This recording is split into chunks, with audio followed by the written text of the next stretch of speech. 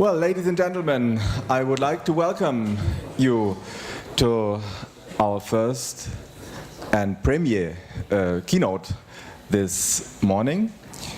You know, it's a tradition at Web Intelligence to have talks, keynotes from Turing Award winners. And it's really my honor to introduce today's Turing lecture at Web Intelligence 2017. Now, when I was preparing the introduction to this talk, it's really a challenging task because Raj has such an impressive vita that it's very difficult to pick the things that I want to share with you.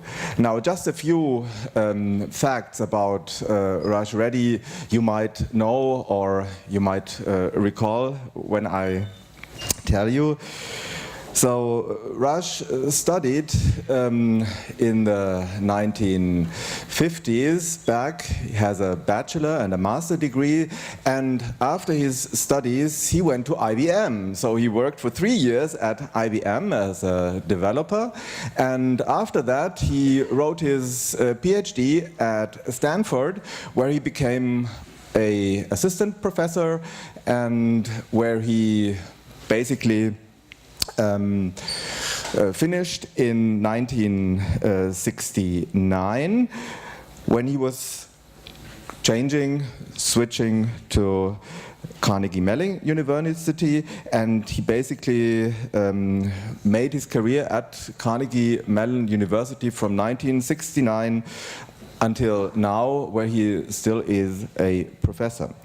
At Carnegie Mellon, he was also a founder of the Robotics Institute, and he was a dean of the School of Computer Science, and then he had many influential positions in politics. You might have seen that he was one of the members of the Technical Advisory Committee of President Clinton. He was at the Technical Advisory Committee at Microsoft. He was at the board of directors at 3M, and he has been also a director at the Paris Center for Peace. For his works, he received numerous awards. That's very impressive to see. So he has, I hope I counted it right, 10 honorary doctorates and many awards he received. Among the famous Turing Award he received together with Edward Feigenbaum.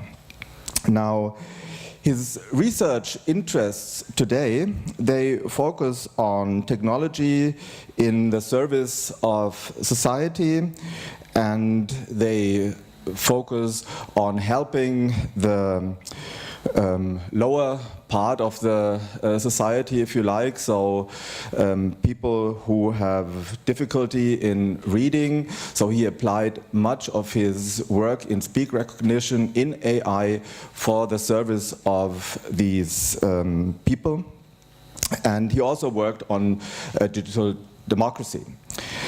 Now today he will be sharing his thoughts on web intelligence, on the future, so what we can expect or what we cannot expect from AI in the future. So this is his title of his speech, Ultimate Web Intelligence. We're really looking forward to your talk, Raj Reddy.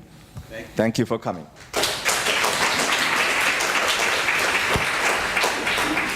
So I should turn on the mic? Yeah, you should unmute it.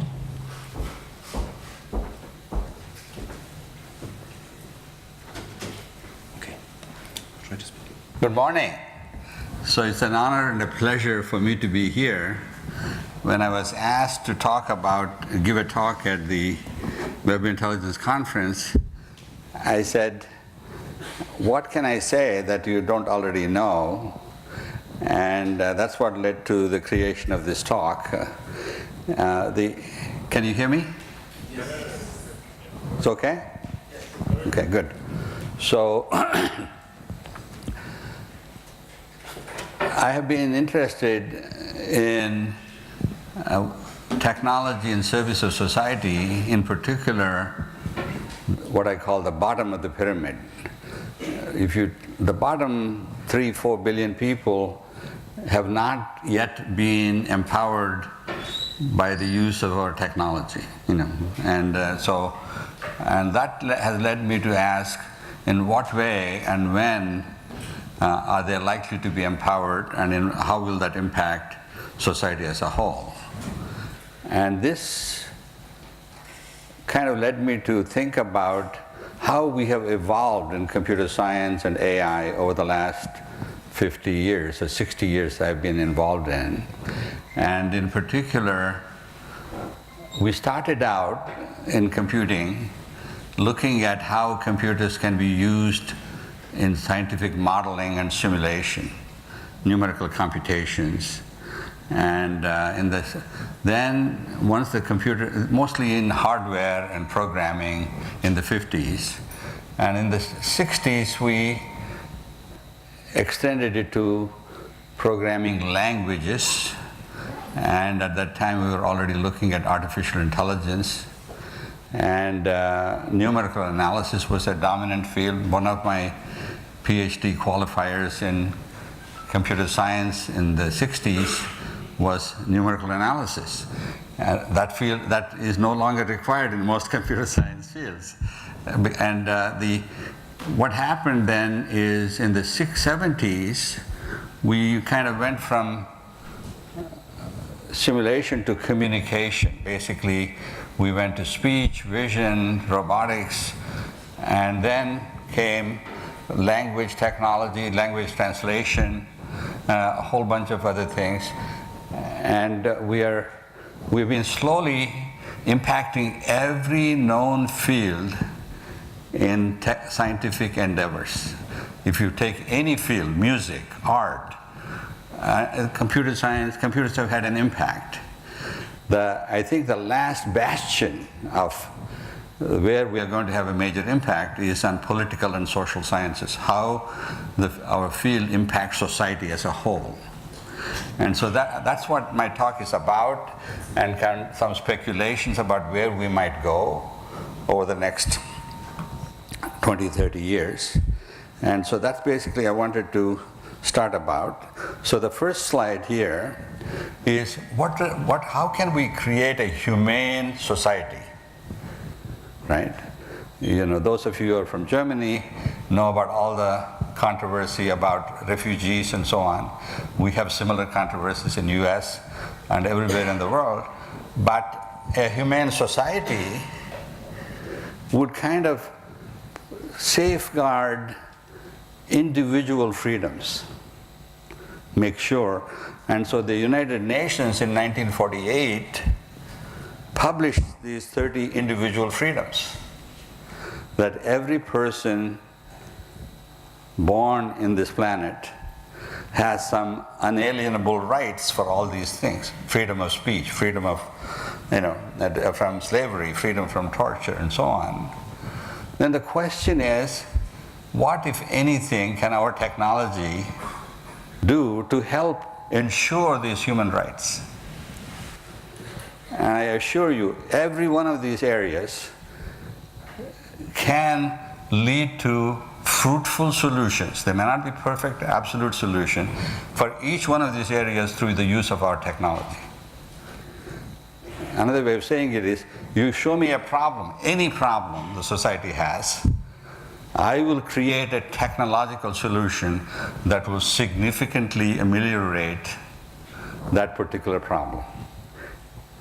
And so that's a statement, absolute statement I'm making, and I hope you all believe in it. If not, you should, because our technology is encompassing everything, every field, not just music and art, but every field. Anything you touch will suddenly it can be done better, faster, better, cheaper, whatever.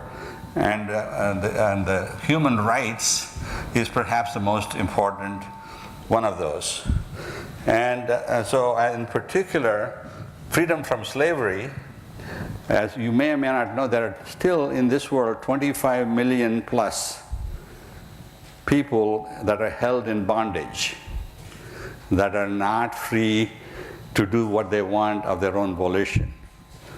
These are mainly people in bondage or sex trafficking or various other kinds of things where you're being held against your will, right? And it was pointed out there are more slaves today in the world than there were slaves at the turn of when the American Civil War broke out in 1860, which is a shame because we should be able to do better. And the same and every other thing that you can think of. So another way of looking at this human rights is if there was a constitution for the whole world, just like there's a constitution for each of the countries where we say this is how we will live, this is how we'll conduct ourselves as a community, and we'll agree to abide by the same rules and laws and so on. That's what the Constitution of the United States says. There are Bill of Rights. The same Bill of Rights, there are only 10 there are 30 in the United Nations. But the issue there is if there was a constitution of the world and everybody signed on to such a constitution, it turns out every country signed on to the United Nations Bill of Rights in 1948, except almost none of them completely follow them. It's not just China or Soviet Union. Every country violates some or one or more of these human rights, even today. And we haven't yet found a way of enforcing these human rights, or Bill of Rights, across the world. So, in particular, a humane civilization would create a scalable, sustainable, affordable solutions that provides for all the basic needs of human society: food, energy and water, transportation, education, communication, healthcare. These are basic needs whether you're born in Africa or Germany or United States. Everybody needs these things. Every human being needs them. And society has to provide those. What does that mean? The second is, those are basic human needs. The second is basic human rights: life, liberty, and pursuit of happiness. And again, freedom from slavery and torture, etc. These are basic human rights. We should all be able to claim those. And unfortunately, in the world today we live in today, there's still many violations of these human rights, right? So, to ensure the safety and security of society from natural and man-made disasters. This is something, natural disasters we have no control over, and they happen. They happen every day, they happen every year. Some of them result in deaths of tens of thousands of people, if not millions, like earthquakes or tsunamis and so on. And I'd like to kind of take you through, so what I'm saying is, to create a humane civilization, we need to attend to all the basic needs of humanity, we need to attend to basic human rights, and we need to attend to safety and security of the society, and that all of this requires the development of computational social science. Okay? So, what this also means is we need to create technologies for creating what I call a personal guardian angel. Every one of us has a guardian angel. It's really not one guardian angel, it's thousands of guardian angels making sure that your rights and your humanity and your rights are protected all the time. And then we can kind of say, what does that mean? How do you create it? And that's the purpose of this talk, to give you one approach you might think of, how you might approach it. And the bottom line is, we need to get the right information to the right people at the right time, in the right language, in the right medium of text and text multimedia, because if I'm illiterate, I'm not going to be able to read anything if you just send me a text message. So it has to be voice message, right? And at the right level of detail, it doesn't matter to me how many other places are going to be impacted by this disaster. I just need to know what I'm supposed to do. So don't give me all the detail, just give me the specific things that I need to do. So what I'd like to do is to spend the next 10 minutes or so to take you through a particular disaster that has resulted in death of 300,000 people around the world. This was the I'll come to that in a minute. So every person should get location-specific, personalized warning about typhoons and tsunamis, which we all have. And for that, we need to create guardian angel technologies and a social network of guardian angels that can learn and predict events that are likely to impact each of us individually. How do you do that is the question. So I want to take the example of the 2004 tsunami. It's called, the epicenter of it was in Sumatra, Indonesia, and it was one of the largest intensity earthquakes, and this caused the death of about 300,000 people in many different countries, and the tsunami waves went all the way to African coast, actually, from Indonesia. It's kind of amazing. It was one of the deadliest disasters in the recorded history. And since then I've been saying, if I was one of these illiterate fishermen on the coast of Sri Lanka or South India, many of whom died because they didn't know, how would I have been saved? How could I have been told? And at that time the technology didn't exist, but it exists today. And what it assumes is, even today, that each of these illiterate fishermen has a smartphone, and even if it's turned off, the warning will turn it back on and give you a message saying, get out of harm's way, a typhoon is going to, a tsunami is going to come, a big tidal wave in the next 15 minutes or an hour, go to high ground, up at least 50 feet or 100 feet above the sea level. How would I get that kind of information? It's one of the things that has been bugging me for the last 12, 13 years. And I think we now have beginnings of a solution. And this is what, and here's what all the things that must happen for me to be able to get this information. I have to get the right information to the right people. So the question was, how does that happen? We have to determine, somebody has to determine that the tsunami is going to impact a whole bunch of people in different parts of the world. Who is that somebody? Right now they exist societies, NOAA and various other people that actually predict these things. And then they just publish it somewhere, assume everybody gets to hear about it. They don't. The fact it's published doesn't help. And then we need to find the right people that will be affected on the coast, and we need to know who they are, and we need to know what their smartphone number is, what the location-specific data. Now, if you said that's my privacy, then I'll be dead, okay? So the issue of privacy has to be tempered between the demands of privacy versus life and death. And so those are the kinds of things countries have to have new laws about. In the right time, it has to give me enough time, warning, if the warning is coming. First of all, I'm assuming, just like an alarm will be, even if the phone is turned off, the alarm comes on, right? There will be technologies whereby I can wake up a phone. Already they are there. They give you these emergency warnings. But they only do that if the phone is still on. If it's completely turned off, the only thing I know that works is the alarm. But the reason all the other things don't work is because we're trying to save power. But there are two solutions to that, where you wake up every 10 minutes or 5 minutes and say, is there an emergency?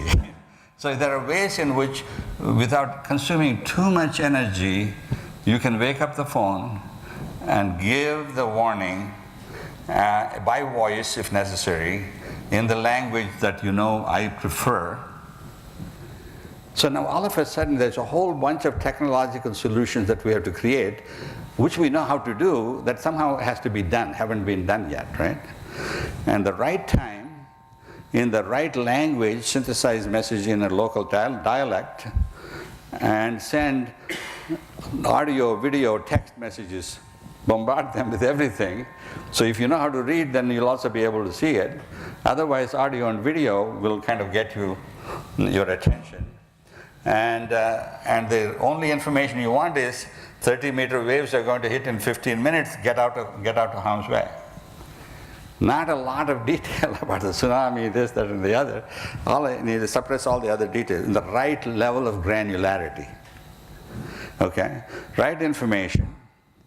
You know, it finds and filters all the information. It uses publish and subscribe models, identifies the impacted regions, the expected time of arrival, send only notifications that are actionable by guardian angels, include all information that's needed by guardian angels, like 100-foot waves, and provide all the relevant information only, because there are a lot of things that happen. There may be an earthquake in Italy that has nothing, not affect the people in Sri Lanka. So you need to kind of, so all of this can only be done by a guardian angel technology that's appropriately configured and empowered. I don't have the capacity, and I'm an illiterate fisherman, to kind of understand and absorb and deal with this kind of information. But I'm saying, in spite of all my limitations, technology can help me from harm's way. And that's what I think we can create, given our solution. So determining the right impacted people, in addition to the phone information, and wake up at the right time, in the right language. And so the question is, what is this guardian angel? How do we create it? What are the kinds of things you might want to produce? I'll give you kind of a high-level description. When we go to the end, it'll come back and revisit some of these things. The personal guardian angel is a mobile app, like any other app on your phone, for every person on the planet. That means, I'm assuming, every person on the planet has one of these smartphones. And we'll come back to how do we get that situation a little later. And it's always on. That means it cannot be on my phone, because if I turn off my phone, it has to be on the cloud. So my guardian angel is actually thousands of guardian angels are living on the cloud for me, and they're always on, always present, always working, constantly looking at everything that's happening in the world. And it can be every guardian angel is looking at everything that's happening in the world.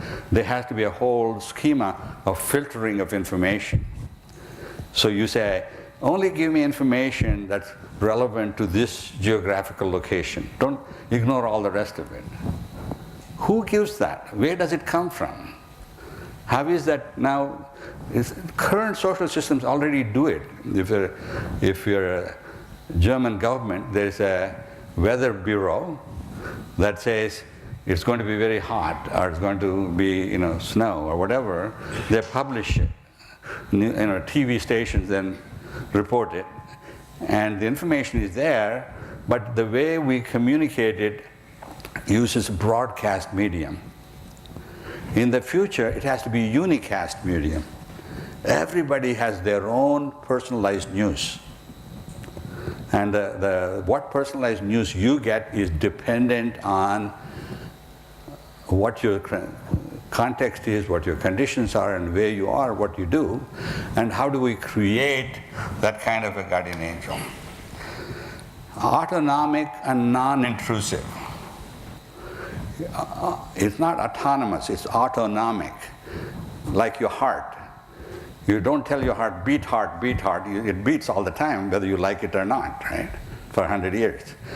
Autonomic simply says these apps are always on and always running, and they don't need for you to activate them, like by touching and pressing the things. Non-intrusive is extremely important. That's one thing we don't pay attention to. I don't ever want this guardian angel to tell me, or wake me up, or say, there was a message from you, from Amit, Dr. Nick, or somebody. I don't want to know about all those things. It must know when it is extremely important to be intrusive. The rest of the time, it would be just a notification. And even the notification, all I want to say is yes or no, left, right, left, right. That's it. That's the only thing I'm willing to do with my system. You cannot ask me questions, you cannot have a dialog box, nothing. It's extremely important to get this principle right.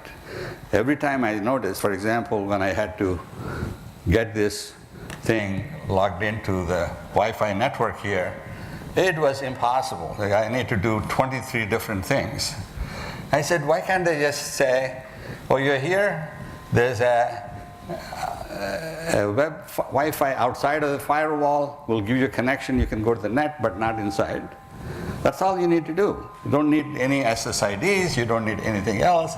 It should automatically log in and give me access to the web.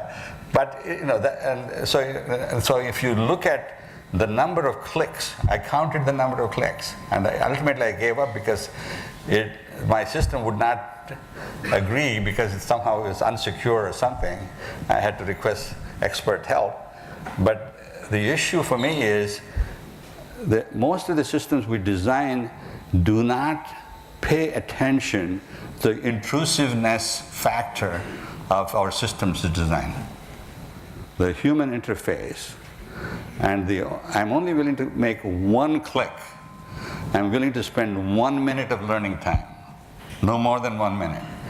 And I'm only willing to kind of listen to a few seconds of text or audio, video, or whatever, because that's the maximum I can tolerate intrusiveness of any. So my guardian angel has to be respectful of my time. Herbert Simon, one of our early Turing Award winners who passed away, he was also a Nobel Prize winner, he used to say, I have a wealth of information, but scarcity of human attention. And from the time he made the statement 50 years ago to now, our wealth of information, as our speaker yesterday was saying, has gone to zettabytes. That's 10 to the 21, right? And and we don't know how to deal with all of that. So given the scarcity of human attention, every system design must pay attention to the fact we have to design non-intrusive systems. And it's always learning. This is central. Basically, I'm an illiterate person. I don't have time to program my device. I don't have time to say, download this app and install it and all that nonsense that goes on now. It has to be completely, always learning and ubiquitous. It should not assume I have a particular kind of device, wherever I am. Anyway, the personal guardian angels monitor, analyze, and learn from experience. So I'm saying all these things, these are requirements. If you're going to do a research project on designing one of these guardian angels, these are the requirements that you have to pay attention to and say, the question is, what does it mean to monitor and analyze and learn from experience? So it has to be constantly on, constantly saying what I'm doing. And a simple example I give is paying bills. We all pay bills every day. I want my guardian angel to see what I do and then learn from experience and pay bills from now onwards. At the same time, I don't want it to come and say, can I pay this bill? Can I pay this bill? Unless the amounts involved are 3 sigma away from where I normally was. So it must know enough to know what is okay. And the other thing it must know is what is called unlimited undo. Whatever the guardian angel does, you should be able to undo. Okay? And so you have to design that into the... So whenever you write a program, ask, what do you have to do to undo every step you've done? That's a good programming exercise, undo program. And so basically what we are looking at here is guardian angels that monitor, analyze, and learn from experience. Now comes the issue of not only must I learn from my own experience, but learn from experience of the others. This is something, it's already being done. Amazon looks at what you buy, what other people bought the same thing, and then it'll give you the whole recommender system. There are workshops here on recommender systems, okay? So the issue turns out to be learning from experience of the others. Here we run into the problem of privacy. Amazon says, I accept terms and conditions, so when I'm there, I'm giving up my privacy. And every time I log into my hotel Wi-Fi system, it won't let me continue without saying, I accept terms and conditions. It never tells me what the terms and conditions are. But all that is to protect them from the privacy laws. That's all it's, they want to be able to sell your data to somebody else so that they can see what you visited, what other people visited, and use that to build recommender systems, right? So, in this particular case, guardian angels absolutely they don't require, they would benefit substantially from knowing what people like me do in a similar situation. There's a website called Patients Like Me. In the healthcare, if you have cancer or a particular Crohn's disease or some very obscure disease, there are websites where you can go, and Patients Like Me, where you can share what worked, what did not work, and so on. And that has proved to be extremely useful in those narrow domains. I'm saying it's not just patients, or not just healthcare, not just education, not just paying bills. Everything you do is learnable by knowing what you do and what people like you do. So if you're looking at a village full of illiterate people, they all do the same kind of thing. They plant the same fields and do the various other things. So what you want are people that can actually I don't want to make sure I'm not running out of time here. Okay, so basically there are lots of ways that learning can happen. Learn from preferences by observing your own choices, so that next time you're there, by default, you say, oh, you're trying to pay the bill. I've already paid it. Thank you. And if I don't like it, I can say, don't do that again, by left swiping. It won't pay it. So that's all I would do, right? And learning task similarity and user similarity. And that turns out to be a very powerful learning paradigm. You need to be able to learn by observing what errors I correct, what we call clarification dialogue, so that every time you make a mistake, you come back and clarify the dialogue. And so there's a whole set of things like that that are part of design and of a structure of a guardian angel app, if you want to think of it. And they're all they're kind of very difficult to implement. We try to implement always on, always autonomic. It took several man years of effort, but it's doable. On the cloud, you can do it, and you run into all kinds of unexpected problems. The system that dies, and now when it dies, you have to wake it up. How do you wake it up? Because even clouds occasionally die, right? The systems die. You have to, and so there's a whole host of systems issues which we'll come back to. So basically, I'm assuming a publish, subscribe ecosystem, global ecosystem, in which there are service agents at the governmental level, or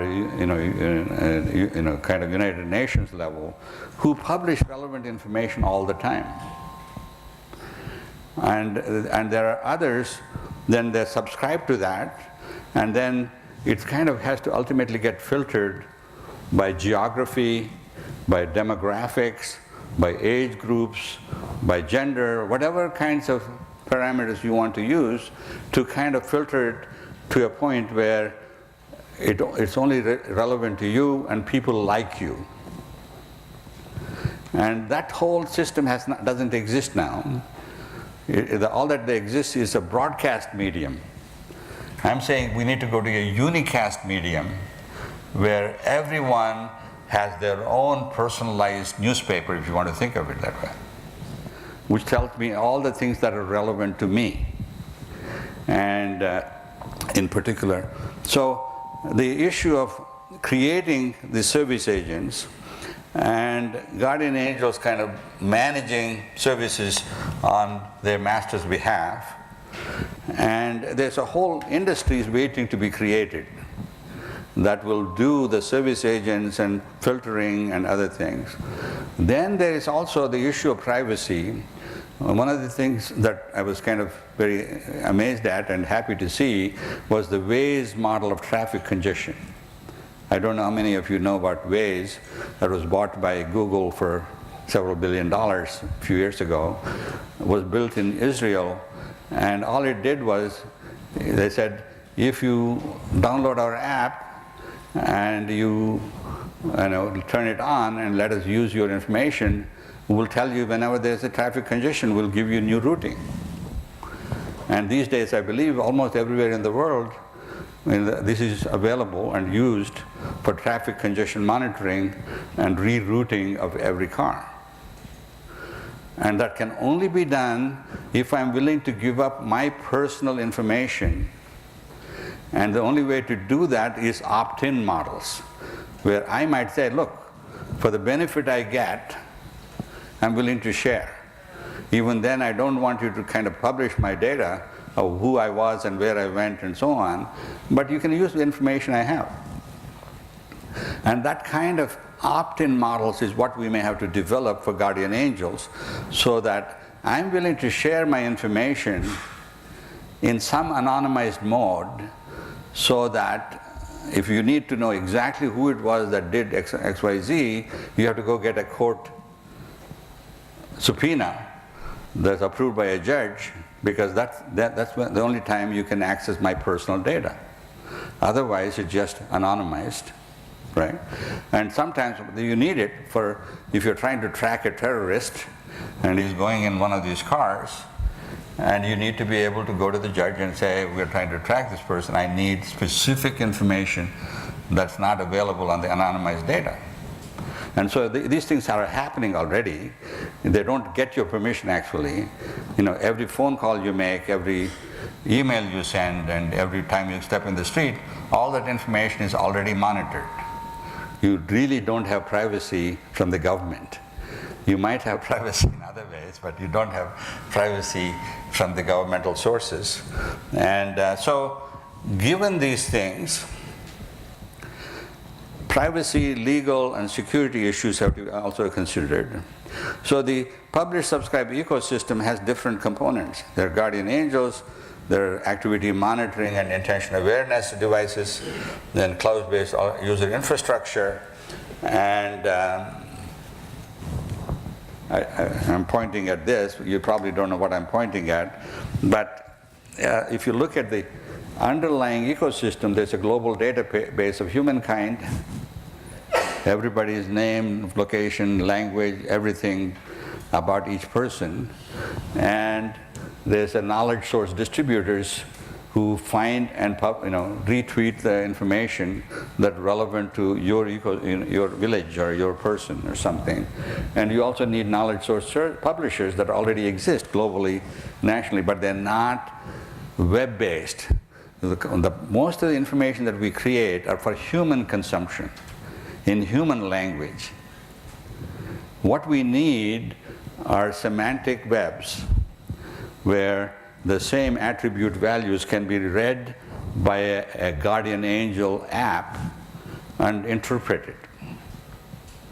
That part is not yet there. It's easy to create. If you go to schema.org, which is a global semantic web type system that was created by cooperation of all the major companies like Google, Microsoft, Facebook, and so on, Apple. Schema.org. If you haven't not familiar with it, go look at it. Something like that has to happen so that not just business-related semantic models of web pages, but national, global information sources about disasters and other kinds of things are made available in the same format, which are readable both by machines and humans. And that part is not yet fully in the consciousness of most of the people. How do I create a web page that's read and understood both by machines and by human beings? And all that it requires are certain semantic tags in the web page, which essentially gives you the relevant attribute value sequences that as a Guardian Angel app can interpret, right? So more about these details, as you begin to drill deeper and deeper into how to create a Guardian Angel, you kind of get overwhelmed with the number of things you have to pay attention to. It's not enough to simply say, I'm going to create an app and it works. You have to worry about how they learn continuously. You have to worry about how the security is implemented in multimodal and encryption and so on. You have to worry about the big data management. When you're getting all this data, you have to process, index, retrieve data, mine, cluster, and summarize relevant information. And dialogues, both humans and machines and agents. Self-healing is very important. It cannot be, you can't say, I'm sorry, the system is dead, therefore you don't have a Guardian Angel. No matter what happens, the system must wake up and reboot itself and get started again. Self-healing systems design is a very central part of computer science. Namely, if you ask, whatever I'm doing, how can I make it self-healing? And that becomes a very central part, because all that the hackers can do is kill your system. But if I have a self-healing system, it'll wake up after a few minutes and then reset itself to some previous known state and keep going. Unless they get into my boot BIOS, then it might take over my whole system. There's nothing I can do. But even then, there can be self-healing systems that are monitoring such activity and then deal with it. Then there are a whole bunch of other issues: power management, activity monitoring, multi-sensor integration, autonomic systems, and so on. So this is a non-trivial, long-term research project that we have to undertake if we want to kind of provide a Guardian Angel for every person on the planet. And that's so scalable, sustainable, affordable agents. So by 2020, everyone will have a smartphone. Every man, woman, and child will have access to 16 GB of space. Everyone will have access to unlimited computation, memory, and bandwidth. This is a big question mark in my mind. I think it is technically possible. It has been technically possible to provide a fiber connection to every home for a very small price of providing electric connection to every home. And it's been possible to provide a gigabit to every home for free for 20 years now. And I hear in Germany we still don't have it. We don't even have 10 megabits per second into every home, and it's all because there are incumbents, that private sector, they say, no, I have to make money. If I put a gigabit, then I'm in trouble. So there are a whole bunch of forces that are around. All I'm saying is, technologically, you can have unlimited bandwidth, unlimited memory, and unlimited computation for every person on the planet. That's why if you look at Google, Google says, we'll give you as much memory as you need.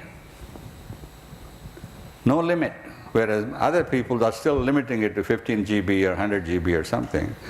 But most of us, I don't know about you, I've reached a limit of how much memory I consume. My total memory I'm consuming is like 500 gigabytes. And so I don't know if you have done a calculation of how much total information you have, but maybe it's a terabyte. A terabyte these days, you can buy 4 terabytes of disk for less than $100.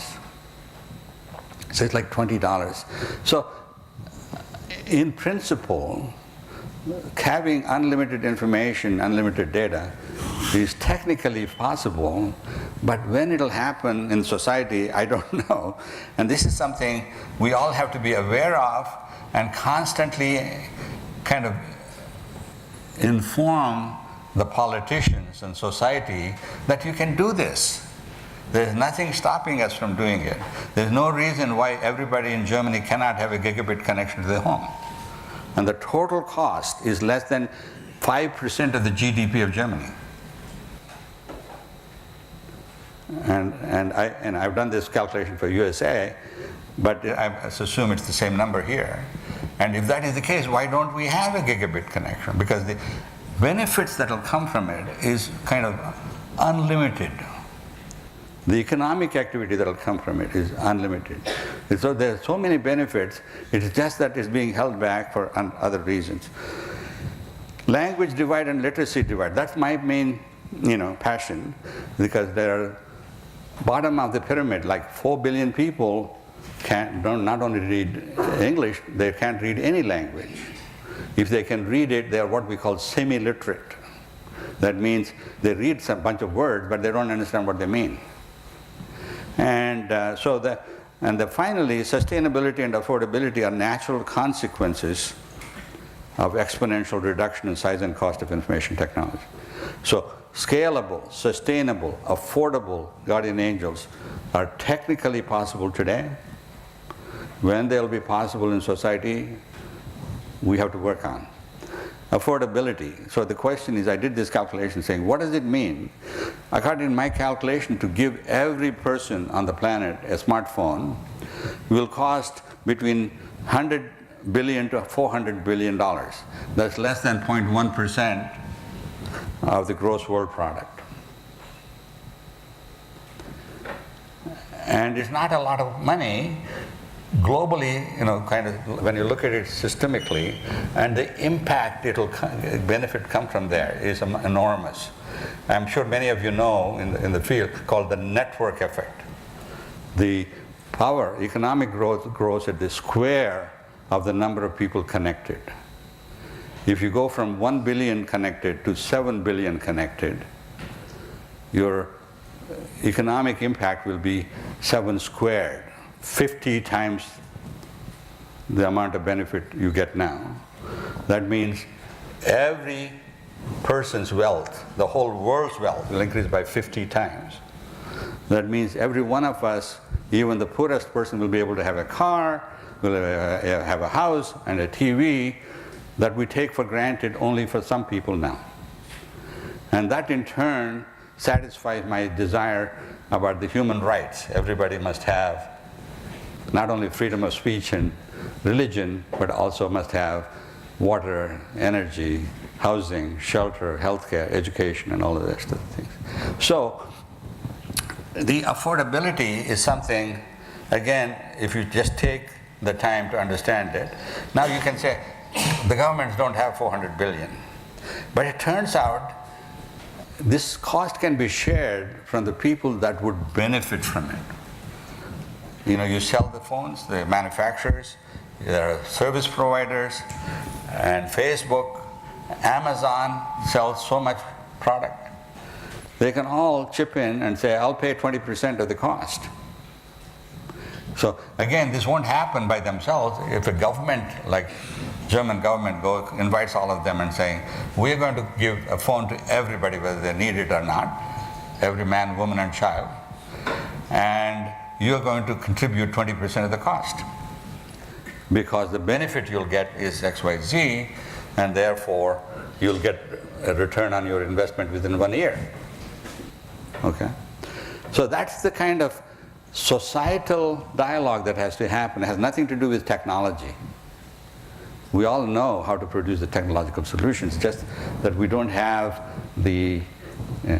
And then there are a whole bunch of other issues of privacy and so on. I'm imagining ultimately, just like we have a Facebook of people, we have Facebook of guardian angels, not people. And they can read and interpret whatever they do using the semantic web that we talked about, and they're able to share anonymized knowledge across the whole globe, in our nation, our city, or the Leipzig University, and all the students here are doing something. And that is shared. And so, you kind of use publish and subscribe mechanisms of social networking, but not for people, but for guardian angels.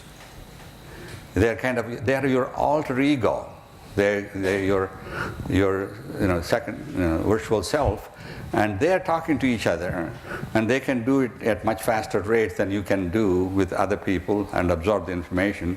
You just don't have the capacity because of scarcity of human attention, and so all that you need, it turns out, from a web intelligence point of view, is think about all you gave was time and location, nothing else, of every person on the planet. The amount you can infer just from those two things, time and location information, is enormous. Anything you want, I can tell you. If somebody is being, held in slavery, I can tell you. And if somebody is not eating 3 meals a day, I can tell you. Just from that 2 pieces of information. And that's not true if all I have is one piece of information from one person, but I have a community, a global and world level information of that kind, then I can infer when you're sitting down to have a meal, and how many people sit down to have a meal at a given time. And if somebody is not in that group, it is an anomaly, then I know something is wrong. He's not eating at that time. So there are ways in which you can infer things purely by time and location, nothing else. It's amazing, what you can do if only you think about it. So basically, there's a set of things that are possible. So in conclusion, how am I doing for time? A couple of more minutes. Good. I'm perfectly in time. So in conclusion then, creation of guardian angel technologies for providing the right information to all the people on the planet can lead to a humane society. While the cost appears to be prohibitive, it represents less than 1%, 0.1% of global gross world product. A social network of guardian angels that can anticipate and share disaster scenarios will save 50 to 80% of all the accidental deaths. Normally I would stop here, but I want to leave you with a challenge. Basically, most of us give a talk and then go away, and everybody shakes their head and say, this is a great idea. Nobody does anything about it, right? So I have a challenge for the Web Intelligence Conference and organizers. That is, you create an annual competition and prizes, which says, we want to create any technological solution that's sustainable, scalable, affordable solutions, best practices in satisfying the basic needs of humanities. How can you guarantee there'll be water for every person when they need it? Are there solutions? What kind of solution do you need? Same with respect to food or transportation and education and health. And some of them we already know. I can imagine a healthcare guardian angel that is kind of tied to my watch or something, that will kind of predict what might be happening and might tell me to take the tablets or something. So there are some areas like education. If I'm having difficulty in activity monitoring system in my education, as I solve a problem on the homework, would say, you're taking much longer to solve this problem than the rest of the class. So obviously there's something missing in your knowledge about how to solve this problem. Let me send you to a just-in-time lecture to give you more knowledge about the problem. That kind of thing can happen today. It can happen today. And there are other things like water. I don't know how to solve the global scarcity of water. I was at a United Nations summit in Johannesburg in 2002 or 3, where they predicted half of the population of the world will have water scarcity by 2015. We may not recognize it. There's always water scarcity, even in places like California. Suddenly they say, you can't use the water to water the lawn or somewhere. You can't use water. In Hong Kong, if you go to, they have separate water pipes for toilets and other things than for drinking water. And so there's a whole bunch of solutions people have created for dealing with water scarcity, but there are no permanent known solutions yet. But the world and the planet is full of water, if only we can make it drinkable, right? And there are solutions, technological solutions that I know of, using supercritical technologies, and that can actually make all of that happen in an economical way. So, basic needs of humanity and human rights, I want you to think about how you can sponsor competition. You know about the push innovation, right? Like X Prices and like the Microsoft Grand Challenge, Gates Foundation Grand Challenges for malaria. And there are also the X Prizes. There's another one. I don't know about, how many of you know about MacArthur $100 million challenge for the best idea that will save the world or something like that, right? And they're all going through. I'm not asking for that kind of level of commitment. All you have to do is say, there's a $1,000 prize for the best solution for water sustainability, affordable, scalable, affordable solution for this year. A jury will kind of determine which is the best solution. We'll give you $100, $1,000. and every year you do this, and we can do that. And at least that will raise the consciousness level of the community, saying, why, my gosh, there are things we need to do, and web intelligence is the way to do it. That's the only way. If we can gather global information about how different people are solving water scarcity, and of all of those, what are the best practices? And of all the best practices, what is the best practice that's deserving of this prize? You can do that. That's not something that each of us can do. It doesn't require, legislation of the Congress or something. So with that, I'd like to leave you with the thought of doing something rather than just shaking your head. Thank you very much. I appreciate it.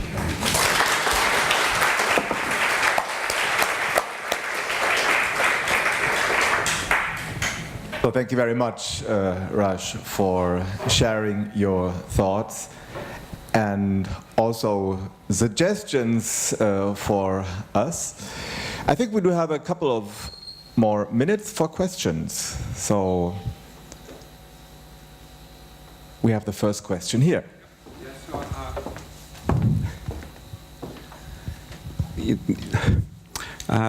Again, it is not easy to ask. So let's say question in a way which is because it has to be somehow compact. It means your talk was quite broad and general. Now, when you started your talk, it means like obviously my feeling was that the goal is to try to solve the problem. How to is it possible to build, so let's say like one happy society in a way. Obviously, when we let's say, not use IT at all, then we have a mess, as we know. It means we are choosing senators, and senators represent us. And we know that it does work because that they cannot reach any consensus. Now, it was another idea, let's say, like in Europe, we have European Union, so people were saying why we cannot build, let's say, the same union in America, the same union in Asia. And if we can succeed, we can think about building a union for the whole world. But again, it will not go because even in European Union, we already have problems and it does work. So my first, let's say, feeling was that when you started to talk about guardian agents,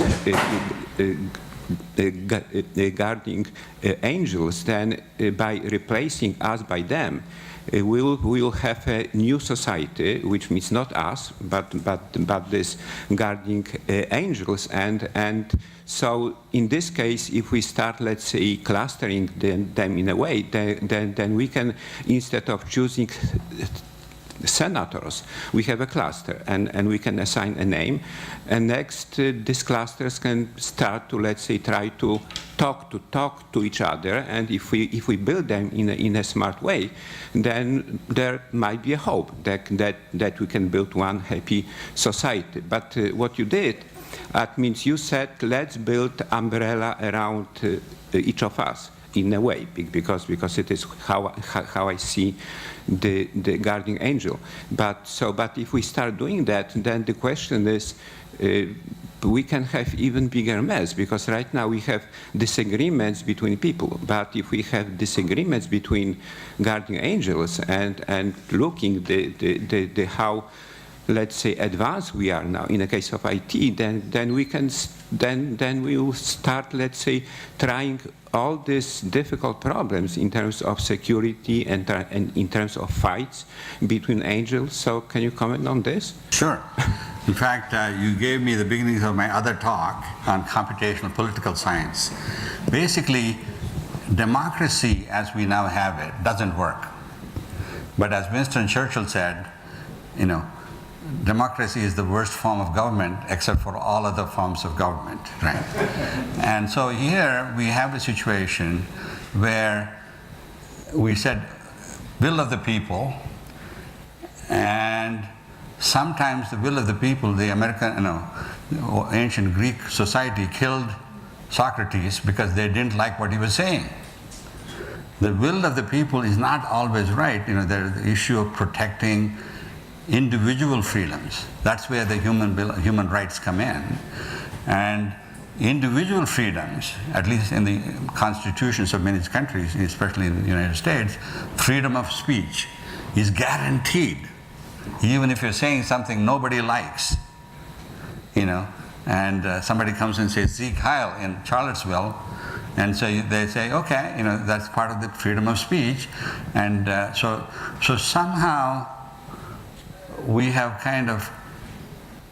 cannot substitute global or national or statewide common will against the individual unless it is part of the accepted constitution that does not violate the basic human rights.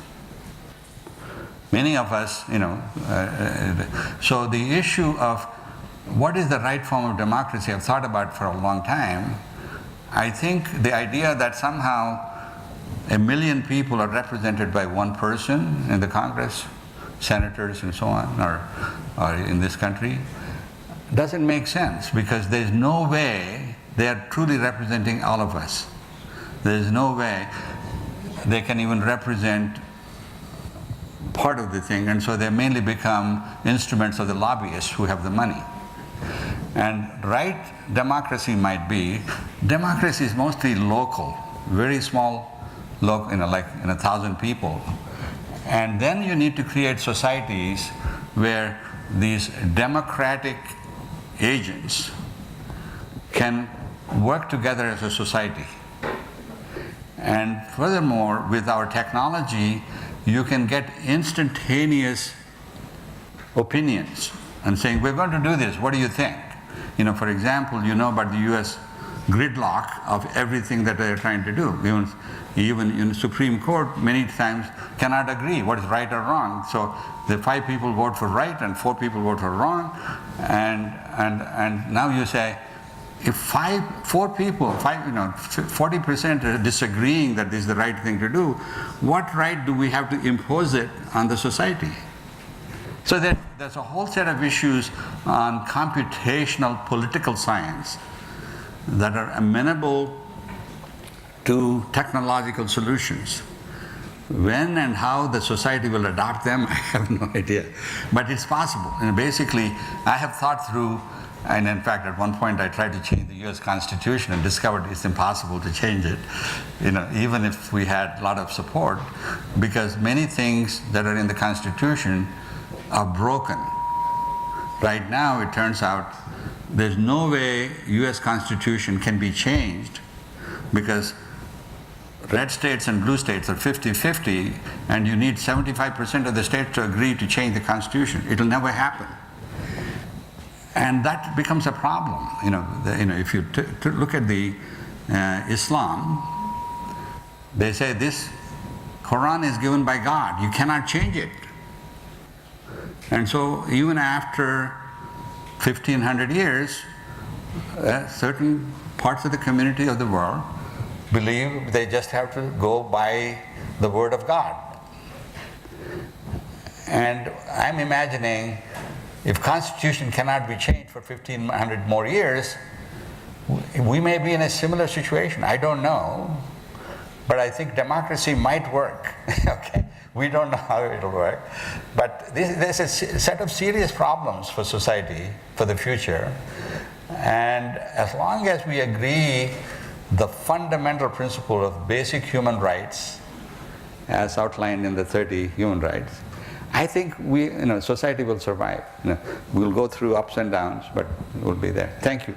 Compared to that, our problem in time is quite tiny, but still, nevertheless, we have to face it. And I would suggest that we have the opportunity for 2 or 3 short questions and hopefully also short answers. Hi, thank you. I like the criteria that you've set for the Guardian app, Guardian Angel app, but I think configurability should be one of them, where you put the user in the driver's seat, where they can control what to turn on and what to turn off. Yep. This is consistent with your opt-in, I guess, criteria that you've just mentioned, but I think configurability should be probably highlighted more. It's a delicate balance. It turns out, if I'm an illiterate person, even I'm a PhD, I cannot configure my privacy thing on the website. The number of questions they ask and the kind of complexity, I can't deal with it. I say, do whatever. So there's a default.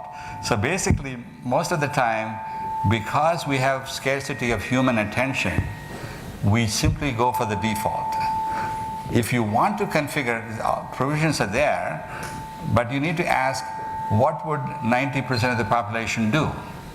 And what you want to do is configure it in such a way so that it's the best possible thing for most people, and still have the configuration. Yes, thank you.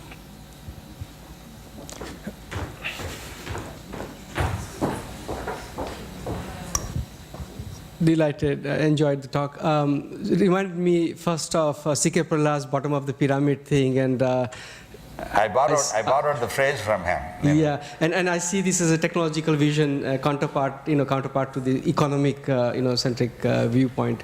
A thought that occurs to me is that there is a lot of effort in developing these kind of applications. My own group has worked on gender-based violence, harassment on social media, depression, and coordination during emergency and all that. And I'm aware of a lot of applications that are built. The challenge seems to be in getting them to the right people, meaning having just this technology distributed and deployed at the right in the right economic and social model, such that those who need this thing can actually use it, those who can benefit from them, they can actually use it, more than just development of the tools themselves, per se. I believe my view is everybody needs it. The whole planet must have it. And you should to assume that is the case. But more than the problems of individuals kind of having it or not having it and so on, my biggest problem today is fake news. It is possible I can flood all these guardian angels, subscribe for all kinds of stupid news and all kinds of bogus photographs and all kinds of things, photoshopped. Somehow, we need to somehow discover fact from fiction. And that is the biggest problem of society today, fake news, right? It's not dangerous, but on the other hand, it's easy to destroy careers of important people. Thank you. Okay, final question. So how do you incentivize companies to develop these kinds of apps for for like older versions of Android or iPhone? Because most of the phones that these poor people are using are not the newest iPhone or the newest Android models. Right. So number one, I'm assuming everybody will have a smartphone like Android or iPhone, and the cost will be less than $50, and that cost will be borne by the government and other stakeholders, and so I get it for free. I can upgrade it to bigger, faster or something, but the basic smartphone will have these things. The model I have is, already the government spent a lot of money monitoring the weather for the whole country and the whole world and so on. So they should pay for a certain global national creation of knowledge, not me. However, there's already exists a market for downloading apps for iPhones and so on, paying some small amount of money or no money at all for free. And again, I'm saying individuals and governments and society, non-profit organizations should create such apps so that most of the things an illiterate person might need are free. And if I need something more elaborate and I have money, I can pay for it. And so the most likely thing that will happen is even the poorest person in the world makes like $3 a day or something, maybe less than that. And they spend at least 80% of it buying basic necessities. And they will probably buy them from online stores if only they can order it by voice because they can't type or anything. All of that is possible today. And when that happens, the fact that anyone with a smartphone by using voice can order whatever they want and gets delivered within 4 hours is going to transform the way we live and learn and work in even villages. And that's my assumption. There's so much money, the actual, even if you make only $3 a day, and the bottom of the pyramid assumes 4 billion people, we're talking about $12 billion of economic activity per day, and which runs into trillions, several $1 trillion a year, which is a big market. And so that's there's economic incentive for creating a society in which everybody has a smartphone.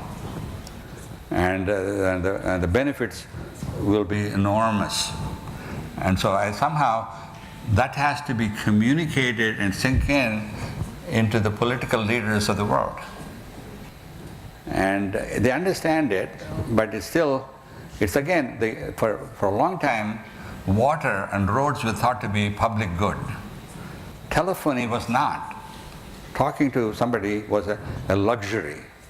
I'm saying that is no longer the case. We need to accept the fact that information, communication, networking that we provide is as essential as water and oxygen, and must be provided to everybody on earth for free. And the economic activity that comes from it, just like roads are free, but you pay for it from gasoline taxes and other things. Similar things will happen here. And that we haven't moved to that transition to that kind of economic model, but it'll happen. It's kind of self-evident to me, and it's been self-evident for 20 years. But you know, these societal systems don't move that fast, but they move. They move. Thank you. Well, thank you very much. I think that was one of the things that really got me thinking, this imagination that everybody has access to this kind of technology, to this PGA, where we can basically rely on, but at the same time setting the stage for AI in society and a global scale. I think that also got us thinking whether we think it's desirable or whether it's scary. So I think many of you have question marks in your head saying, how could we make this happen? You might have said, well, we want this, exclamation mark. So I think it really got us thinking what we just heard.